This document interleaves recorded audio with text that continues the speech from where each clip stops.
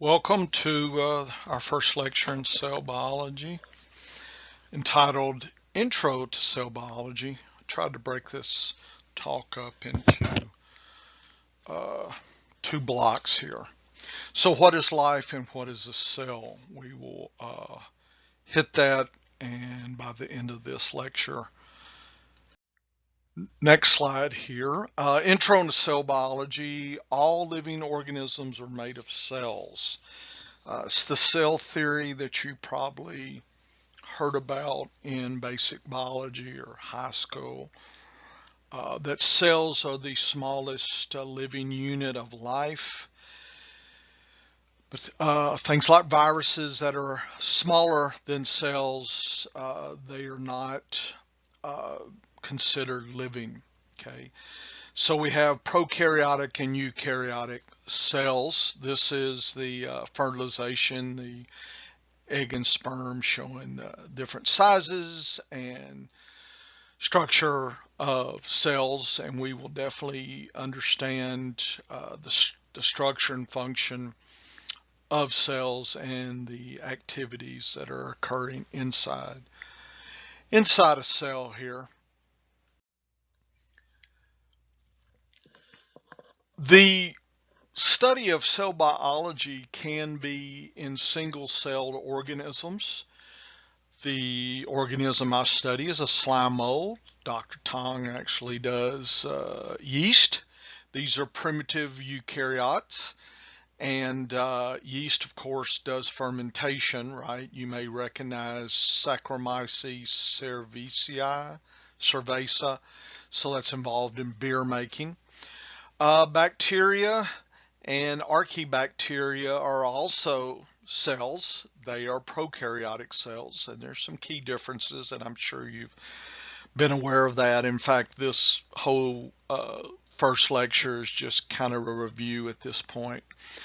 And these single eukaryotic cells can be converted or make up multicellular organisms. The organism I study, slime mold, actually its life is single cells, but under starvation, about 100,000 cells come together and make a multicellular unit. So it's one of the most primitive multicellular organisms, and it does that within 24 hours. So that's why it's one of the reasons why it's a model system. So we'll talk about that. So single-celled organisms, multicellular organisms. In multicellular organisms, the individual cells make up tissues, organs, and of course the body. And those cells in tissues or organs are specialized, okay? They have a special structure and function. Certain proteins are expressed in certain cell types and not in others. Kidney cells have kidney proteins expressed. Liver cells have liver protein expressed. So that's part of the functional differences here. Physiology in that study will take you from the tissue up.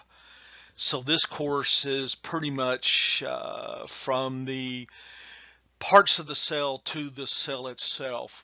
We will talk a little bit about specialization.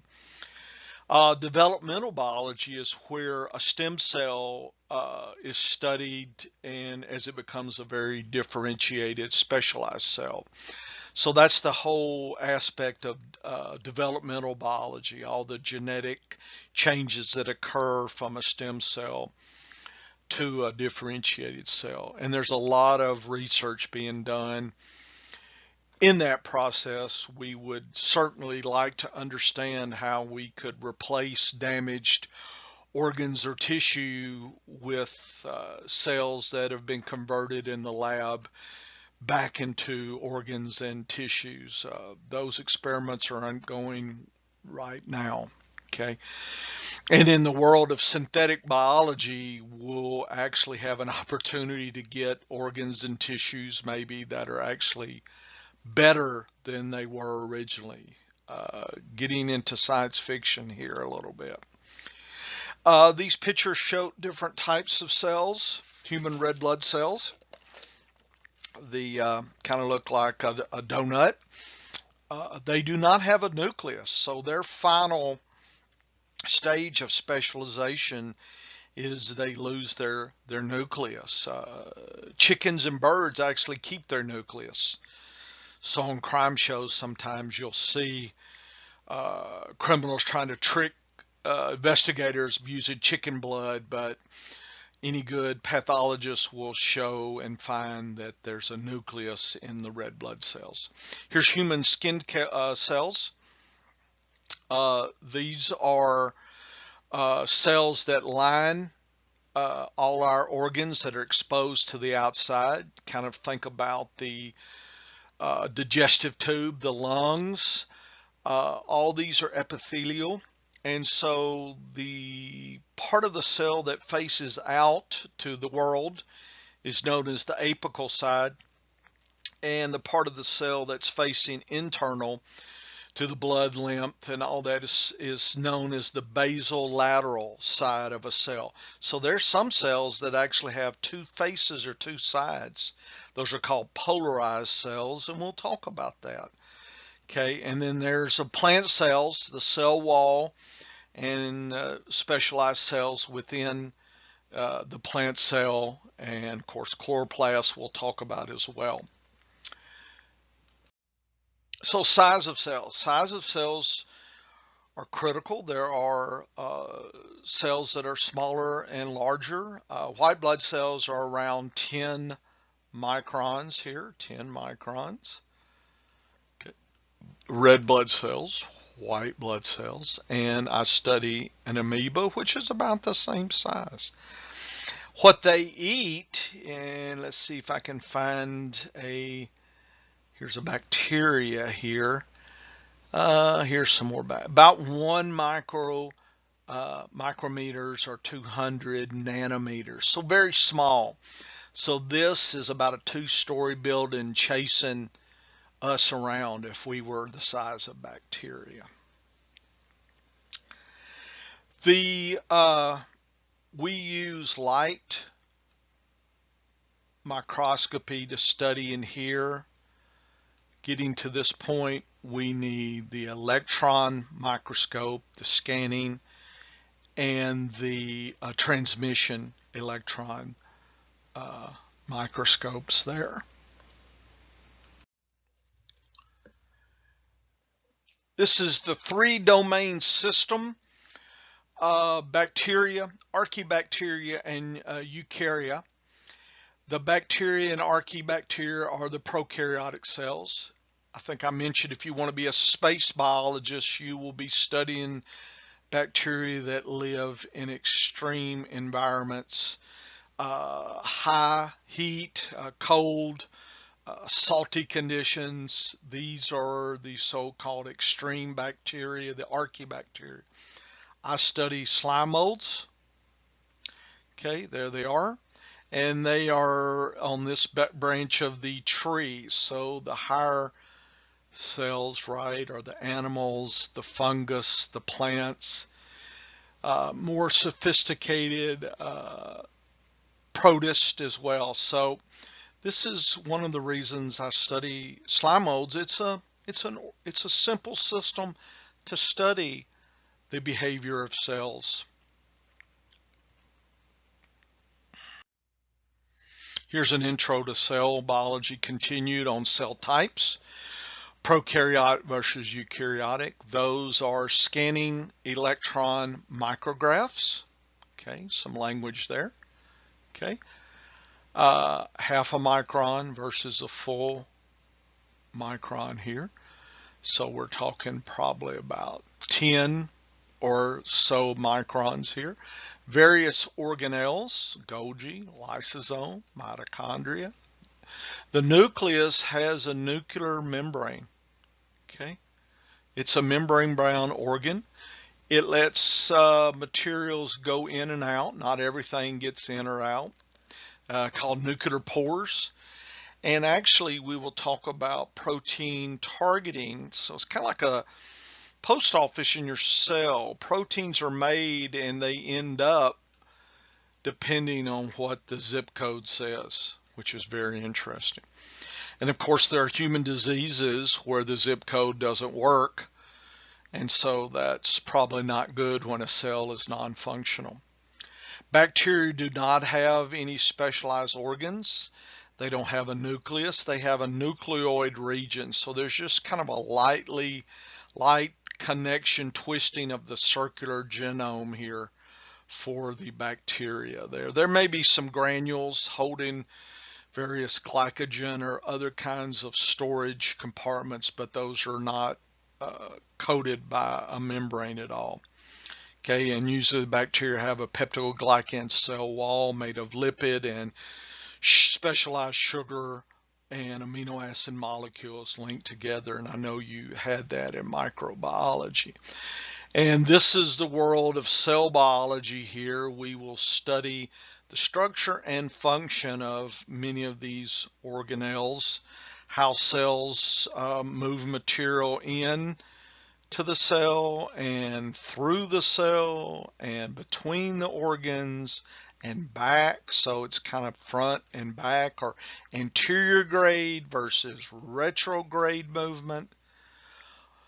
Velocity, what is the machinery required to make these moves? We will go into all that detail. And experimentally, how can we study these organelles separately? Because you remember, for us to study in cell biology, we have to deconstruct whatever we're studying and then kind of add back and study what the effect was, right? So we try to develop cell-free systems where we actually study organelles on their own and try to figure out how those are functioning. Because you can imagine there's a lot of signals and activities when inside a cell all at once. So we try to remove some of that noisy signals and focus only on one organelle or one process. So that's what we talk about in cell biology. Here's just bacteria, and this is probably a repeat from microbiology, the different cell types, gram positive, gram negative, the sizes. Bacteria don't go mitosis, they do binary fission. Here's that cell wall was discussing, no nucleus, no organelles. They tend to be single cells. They could be in chains, but they're said to be single cells. And some do photosynthesis, so that they use light, sunlight, to make energy as well. Others might use other kinds of inorganic chemicals or organic chemicals to make their energy. Here is the archaea, the primitive bacteria. These are the extreme bacteria, live high levels of methogen, salt temperatures, that's hot temperatures, cryophiles, or cold temperatures. Here's the different chromogenic bacteria. It's involved in getting energy from the heat and the materials in the hot springs here. These are not been proven to do or involved in human disease. So that's good, but you know, we're always waiting for an exception. So again, space biologists, here you go. Start studying the archaebacteria there. So life on Mars. So you may not remember, but at one time there was a Martian meteorite found in Antarctica, and these structures were seen. And those structures are reminiscent of archaea bacteria. So there was some prediction that at some point there was life on Mars. We haven't found it yet. Apparently they found water, but not life yet that we can detect. The eukaryotic cells are plants, fungus, protist, animals. Slime modes are kind of between the fungus and the protist here. They're kind of maybe even more primitive than those. But these are the main types. So we will focus a little bit on plants. That's kind of where botany comes in. We will look mainly at animal cells, and in this course is where we're going to hit and looking at the structure and function of animal cells. Fungus. Now, there's something here called a slime mold. And so when I said I study the slime mold, I study the cellular slime mold, not the colony form. This is Physarum. I study Dictyostelium. So this is a cousin of what I study, but it grows as a mass or a colony. And I study individual amoeba. Okay, here's a little amoeba here, and they eat little bacteria. Here they are, it's getting hungry.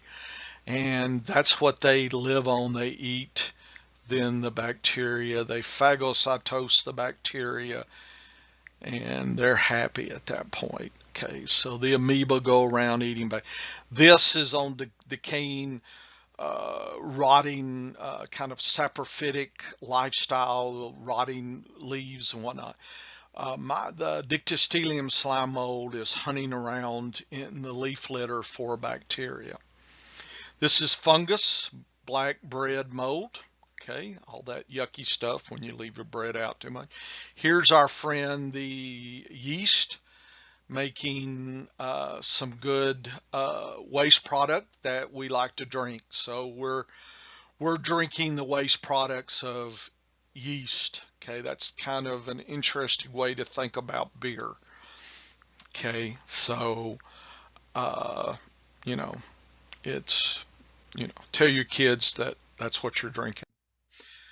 Here's fungus here. Here are different kinds of mushrooms. Some are edible, some are not. I'm very cautious about the fungus I would eat. There are some called the death cap mushroom that if you ate that, you would have to have a new liver very soon or you would die. We will not study the fungi. Probably botany hit that kind of hard. Here are the more advanced protozoa here. Here's something very close to my amoeba. Here's the nucleus. Here are these various organelles here. Some have, like paramecia, have little cilia that allow it to move in the water. Something like euglena actually is a photosynthetic protozoan there. So very interesting lifestyle. The amoeba actually grabs particles of food and eats them, okay, or my organism eats a bacteria there. There's a bacteria. So eating that. So we're going to try to understand the structure and function of all the materials around, so the plasma membrane around the cell and all the organelles, as well as the transport and functioning of these organelles. Here's algae, okay, very primitive plant-like, and of course that's a lot of photosynthesis, and it's good for oxygen levels, I suspect. Viruses are not living organisms. They're scary looking. If you could think about a virus, if it was the size of a small dog, they'd be chasing us around trying to inject their DNA in us. Sound like a science fiction story there. They have membranes and protein coats over the genome, which could be DNA, or there is RNA viruses. So in different viruses, there are different genome types. RNA or DNA is the main one. And if you take my virology, maybe I'll get to teach it this summer, we'll get to talk more about viruses here. Here's cell growth, cell division. What controls mitosis? I know you know G1S, G2, and mitosis, M phase, prophase, metaphase, anaphase, telophase. What proteins, what machinery is involved in making the cell divide? We will talk about that. That's called the cell cycle, and there are certain enzymes and proteins involved. And how would you prove those proteins are involved? Start thinking about those kind of basic concepts. So as cells divide, sometimes cells can die. This is called apoptosis. This can be from internal, inside, or outside. So things like NK cells, natural killer cells, can detect a cell is infected with a virus, and it gives it the signal for that infected cell to die. A cell may be old, the mitochondria are not functioning, so there's an internal apoptotic cell death signal. So we'll talk about life, cell growth, and death. Wouldn't it be nice to figure out how to tell cancer cells to die? Okay, in the literature there are cases where people have reported spontaneous cures, which is probably that the cancer cells somehow got a message, probably long delayed, to die. And so that's part of the process known as apoptosis. So we will study that as well in the future. Cells move. They have motility. They can move towards light. They can move towards chemicals. They can move to food. They can move away from waste materials and other noxious chemicals. They can move to or from, right? So it's called chemotaxis or phototaxis. On bacteria, usually there's a flagella, which is protein structure, and it kind of spins, and it can be very sophisticated. Here's an organism that has multiple, almost armada of flagella to push this in a certain direction there. It's Salmonella going in a certain direction. Here's Pseudomonas here.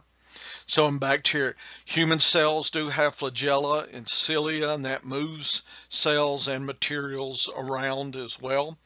A lot of what we understand about cell motility in our cells was from studying bacteria. The cell motility and is done by flagella. There are proteins known as flagella proteins, and there are ions that provide energy. Things like ATP provide the energy to turn the flagella to actually make it move in an aqueous environment. There are motor proteins and other parts of the machinery that allow the flagella to twist in a certain direction, and you end up getting movement. Cilia beat as well, and it's need energy to do that. So if you ever wonder what glycolysis is needed for, well, it provides energy for cells to move around and move flagella or cilia. Okay, so that's very critical. So microbes and cells have been used in all sorts of activities: agriculture, biomediation, pharmacological works, vaccines, actually making artificial snow. Don't know about that. Here's using microbes and other primitive cells to chew up oil slicks. Synthetic bacteria can be made to make them more efficient. So synthetic bacteria, I'm not sure. This pen is hard to spell here. Synthetic bacteria, that's not how you spell it, but there you go. You got the message. So microbes are involved in forensics, genetic engineering, and then bioinformatics as well. So there's a lot of work that bacteria do, and I know probably in microbiology you hit this pretty hard. Of course, eukaryotic cells are involved. We talked about fermentation. There's other processes as well that cells, eukaryotic cells, are used for as well. Medical microbiology, studying microbes, studying how our white blood cells kill, right, or destroy bacteria is very good for infectious disease. About 2,000 diseases caused by microbes, and serious deaths every year from those activity. So you've had all that in microbiology. So infectious diseases, top causes of death, uh, respiratory from viruses, different bacteria are involved. Some are more cell specific. Our heart cells are defective. We have issues with stroke. Our eukaryotic cells become cancerous. So you can see the top 10 aspects of death. 5 or 6 are bacteria based. The other ones are cell biology based as well. So certainly the biggies are heart and stroke and cancer are the ones that we will touch on in cell biology. And here's just a chart showing the different levels of infection here by the microbes there. So that is about 26, 27 minutes here. I'm going to stop and give you guys a break, and I'll try to generate some more slides for another talk here. So come back and join me. We will move further into this lecture. Thanks for listening.